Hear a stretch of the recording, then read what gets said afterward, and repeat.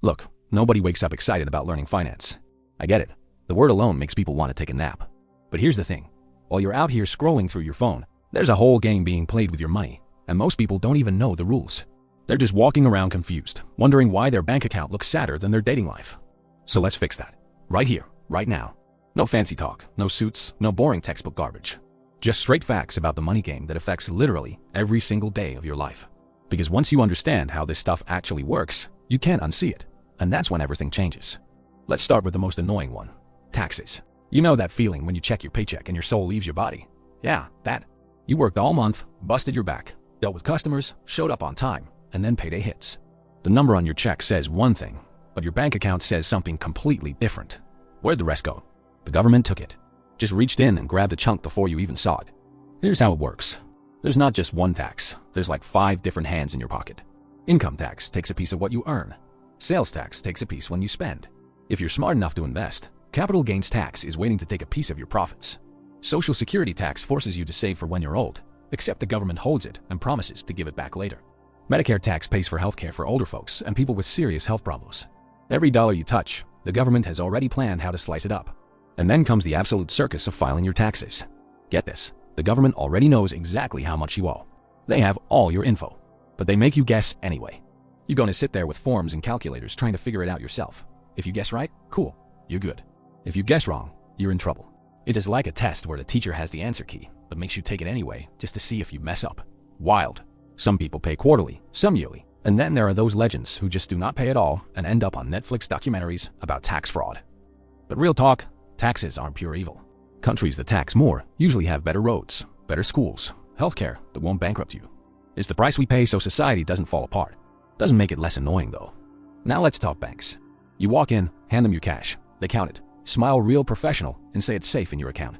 You leave thinking your money's sitting in some vault with lasers and armed guards. Wrong. That money's already out the door. The second you deposited it, the bank lent most of it to someone buying a boat or a house or whatever. They kept maybe 10%, lent out the rest. This is called fractional reserve banking, which is just a fancy way of saying banks only keep a fraction of your money actually there. Why? Because they're betting not everyone will show up at once asking for all their money back. And usually that bet works. Until it doesn't. Like in 2008 when everyone panicked and tried to withdraw everything and the whole system almost collapsed like a house of cards. Here's how banks actually make money. You deposit $1,000. They pay you maybe 1% interest to keep it there. Then they turn around and lend that money to someone else at 5% interest. They pocket the difference.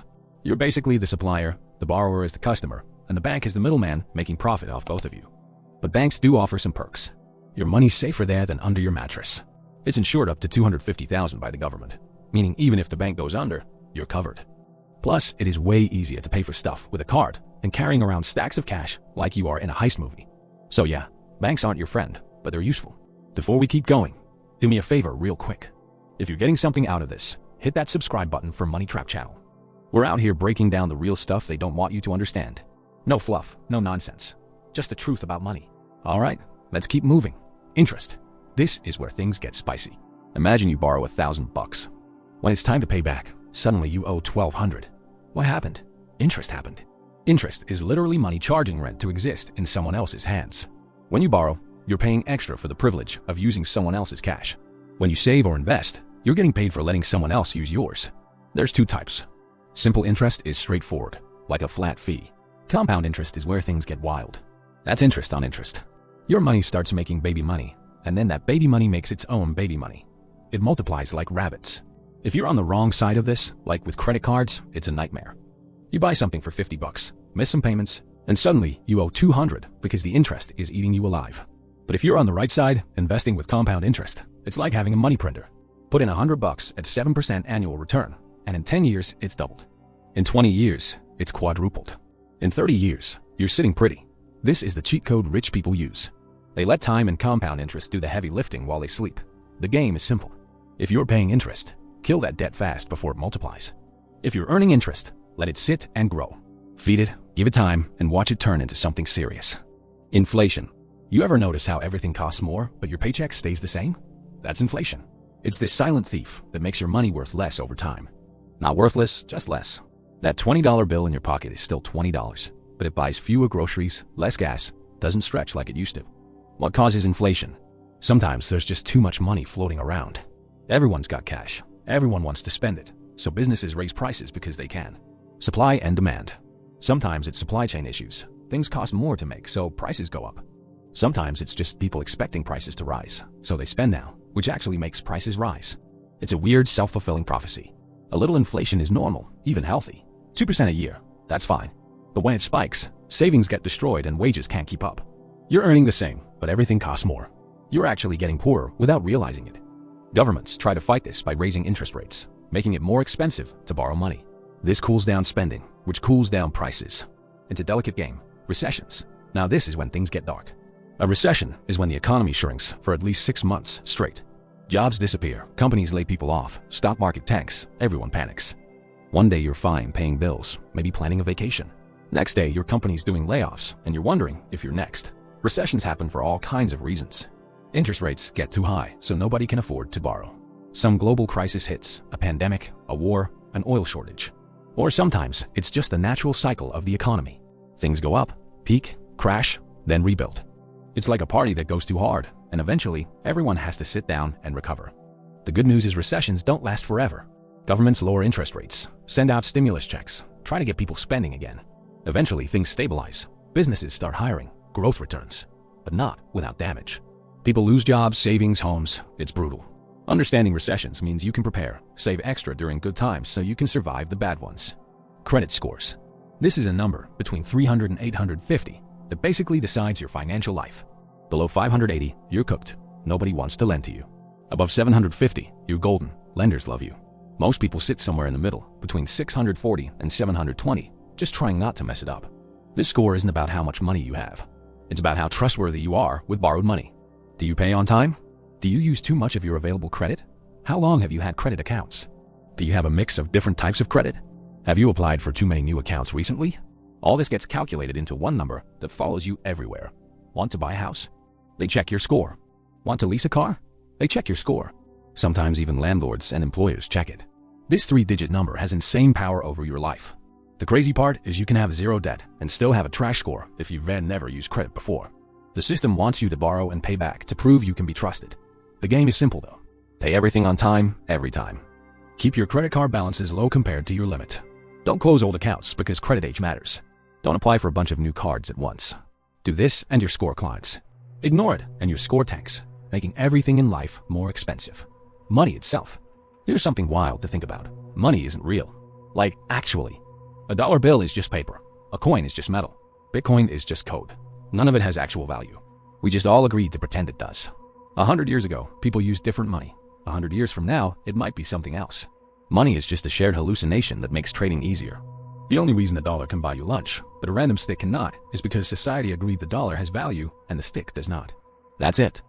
If tomorrow everyone decided bottle caps were the new currency, then bottle caps would be money. It's all made up.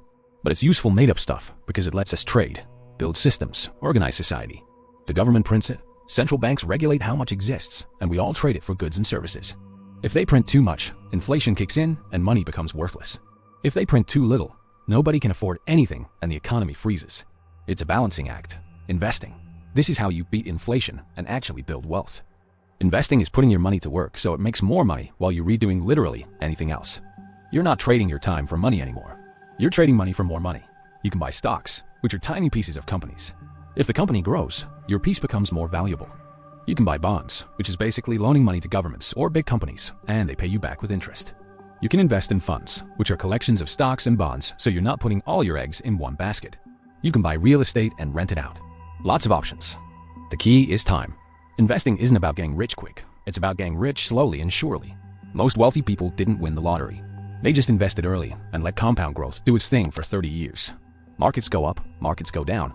But over long periods, they generally go up.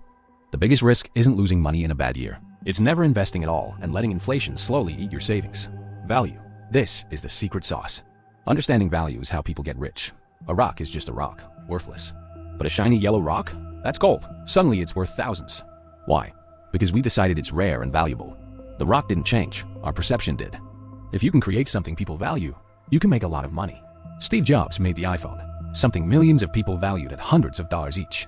Doctors and lawyers provide valuable services, so they get paid well. Even fake value works. Designer brands sell the same quality as regular brands, but charge 10 times more because people perceive it as more valuable. Figure out what people want, what they need, what they value, and provide that. That's the whole game. Time, the most valuable thing you have. You can't buy more of it, can't borrow it, can't steal it. Everyone gets the same 24 hours, but not everyone uses it the same way. Most people trade time directly for money. 1 hour for 1 paycheck. That's fine, but it's limited. There's only so many hours you can work. The wealthy figured out how to make their time worth more.